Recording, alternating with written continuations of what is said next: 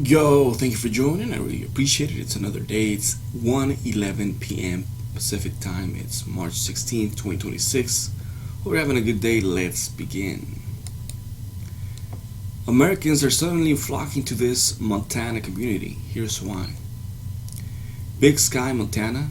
Cruising along Morningstar in Big Sky's High Alpine Bowl, I had a moment where I thought to myself, this is incredible. This scenery, the openness, the snow, it was living up to all my expectations. Big Sky is a place I've wanted to visit for years. Recently the resort has made a lot of upgrades to ensure first-time visitors and returning riders alike have access to all kinds of terrain across the resort. The varied trail options and the mountain's expansiveness are huge draws for snow sports enthusiasts. Big Sky, by some metrics, is the largest ski resort in the US, although Big Sky is the third largest by skiable acreage of any ski resort in the country. It has more continuous rideable terrain than its larger competitors. The snowboarding absolutely lived up to my expectations as a lifelong snowboarder. It was a great mountain to cruise on, and the conditions were decent despite unseasonably warm highs near 50 degrees in early February. Big Sky also has serious steeps for adrenaline junkies and some terrain parks scattered around the mountain. But I'm a blue groomers guy myself most of the time. While the mountain was always going to be the mountain attraction for me, I came away with an appreciation for how much else Big Sky has to offer, too. Its proximity to Yellowstone makes it a great gateway park, gateway to park, gateway to the park. And Big Sky is also a place where excellent food meets laid-back Montana living. The resort and its surroundings offer something for everyone year-round. Here's why you need to check out this trendy spot, which according to Expedia has seen a 92% increase in interest from travelers year over year, from 2024 to 2025. What to do in Big Sky? I promise there's more to Big Sky than the slopes, but winter is the peak season there for a good reason. The mountain offers three distinct base areas with terrain for all styles of skiing and riding.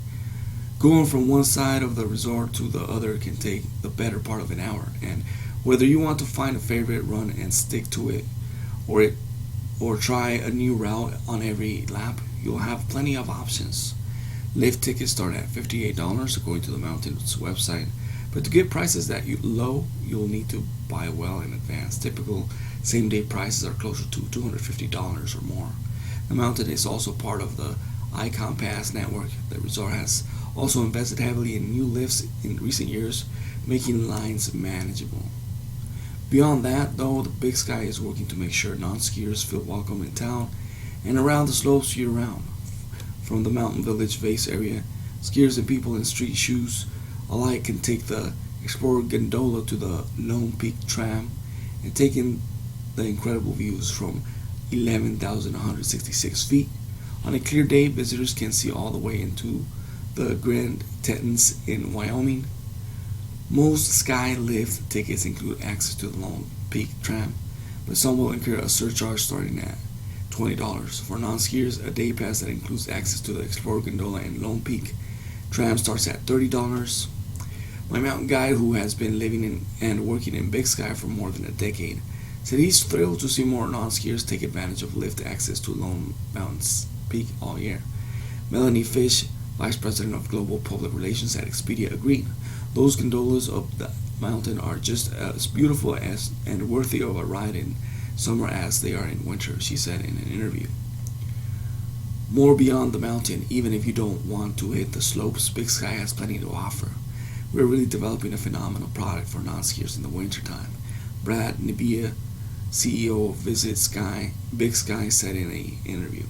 We have snowshoeing, we have Yellowstone towers in the winter, we have sleigh rides, we have dog sled rides. Sleigh rides? You don't say. Yes. One of the coolest experiences I've had was a sleigh ride dinner at Lone Mountain Ranch. A true horse-drawn sleigh takes you from The check-in location to a cabin in the woods lit only by gas lamps and heated by a huge traditional wood stove. The experience, which costs $240 per person, not including alcohol, features a hearty meal of prime rib and delicious sides. A vegetarian main course is also available and is accompanied by live entertainment of country songs and cowboy stories. On the way to and from the dinner on a clear night, you can stargaze without any light pollution. It's important to remember to bundle up though. The sleigh ride lasts about 20 minutes and takes place regardless of temperature or snowfall. Yellowstone National Park is about an hour from Big Sky, so the ski resort can be a great base camp for Yellowstone visitors year round. The National Park Service needs help diverting traffic from the parks themselves. So Big Sky is creating lodgings outside park boundaries. They're providing recreation alternatives, not just skiing, but also hiking, fly fishing, mountain biking, and they're creating the infrastructure to invite visitors to stay longer, reducing those drive-in, drive-out Yellowstone day trips, Fish said. I think they're being really smart about how they're addressing overcrowding in that area. Neva added that while winter is currently Big Sky's peak season, summer is becoming an increasingly popular time to visit.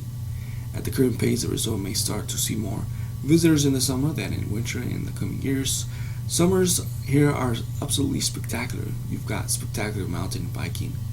I call it a three-sport day. You can mountain bike in the morning, golf in the afternoon, and fly fish in the evening, he said. Part of Montana living is being outside, but if you need a guide or don't have your own equipment, those activities may not come cheap. Excursions like an authorized Yellowstone tour or snowshoeing with a guide are likely to cost $100 per person or more. Where to stay, Big Sky definitely trends toward luxury with 5-star properties like the Montage Big Sky and one and only, attracting big spenders. The Summit Hotel and Huntley Lodge are among the most central but can also be a little bit pricey. According to Expedia, prices average just under $600 to a little over $700 per night on weekends in March. These are the options at different price points around the area, though especially if you're okay with staying a little off the mountain. Nevis said the town is working hard to build on its infrastructure to meet the surge of visitor demand in the meantime, and added while lodging capacity is generally keeping up, it's a good idea to secure your restaurant reservations early if you're visiting during peak periods. I definitely heard from some fellow skiers on the lift that they were struggling to find restaurants when openings during the dinner rush if they didn't have reservations. Fish from Expedia noted that Big Sky has been working to expand its guest capacity thoughtfully without detracting from the experience. Big Sky is among the first destinations to be awarded Expedia's Smart Travel Health Check designation that denotes destinations that offer meaningful travel experiences and proactively manage tourism in a sustainable way. Fish said that doesn't necessarily mean a place has to limit visitors or what they can experience either. I would not consider an off the beaten path or an undiscovered destination. They know the crowds are coming and they're making sure that they can handle it, she said. How to get to Big Sky. The closest airport to Big Sky is Bozeman Yellowstone International Airport. About an hour away, it's served by major U.S. airlines and some low-cost carriers. From there, shuttles are available to most locations in the resort, but Neva said it can be helpful to rent a car, especially if you're planning to explore beyond the mountain. As we mature as a destination, we have to have a number of shuttle options right from the airport to Big Sky, he said. Bozeman is also worth checking out if you have the time. It is cute. It is a cute town with great restaurants, shopping is walkable, and like a lot of these mountain destinations, there's a nearby ski hill that's less expensive than the big resorts and attracts a lot of locals, Fish said. Again, thank you for joining. And of course, this story was updated to add new information. Again, thank you for joining. I really appreciate it. Smash that like button, subscribe to the channel. Follow me on Instagram, Studio11. Follow me on X, Studio2020. I like to say Twitter. Follow me on Twitter. Thank you for joining. And of course, I'll see you on the next one.